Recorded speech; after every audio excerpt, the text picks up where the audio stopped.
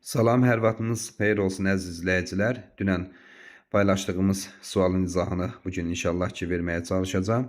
İzaha keçməmişdən öncə sizdən istəyim odur ki kanalıma abunə olasınız, videonu bəyənəsiniz və şərh bölməsində öz fikirlərinizi qeyd edəsiniz. Sualımız bu şəkildə idi ki, gün batımının xariquladə mənzərəsi hamını heyran qoydu. Cümləsində fərqləndirilmiş xariquladə sözünün sinonimi hansı cümlədə işlənibdir?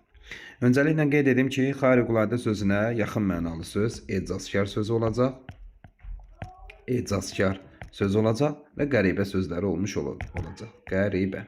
Bildiyimiz kimi xariquladə sifətdir nitq səsi kimi və onun sinonim tayları da eyni nitq səsi olacaq, yəni sifət olmuş olacaq. Gecə baş verən dəhşətli səs bütün kəndi ayağa qaldırdı. Birinci cümlədə ilk baxışdan xariquladə sözünə bənzəməyə çalışan bir ifadə var. O ifadə deməli dəhşətli sözüdür. Amma qeyd edim ki, əgər cümlənin şərtində dəhşətli sözünə bir sinonim, məsələn müthiş sözünü vermiş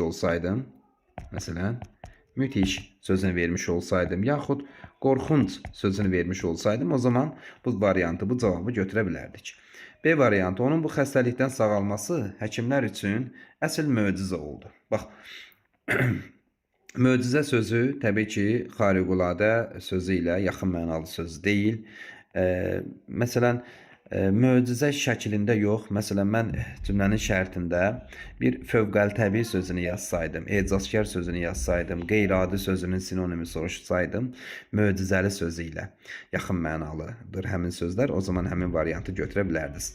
Bu hadisədə anlamadığım bir qəribəlik var idi. Bax, qəribə sözünü işlətmiş olsaydım, o zaman cavabımız bu olardı. Amma qəribəlik isim işlətmişəm. Xariquladə sifət də qeyd etdiyim kimi və onun sinonimi də sifət olmalıdır. Səhərin ilk şəfəqi üfüqü yavaş-yavaş işığa qərq edirdi. Ümumiyyətlə bu nümunədə mənim gözümə xoş görünəcək bir ifadə işlənməyibdir. Dağın zirvəsində açılan mənzərə o qədər ecazkar idi ki, hamı heyranlıqla tamaşa edirdi. Bəli, bu cümlədə ecazkar sözü xariquladə sözünün sinonimidir. Cavabımız olacaq Y variantı. Sağ olun, növbəti izahda görüşənə qədər.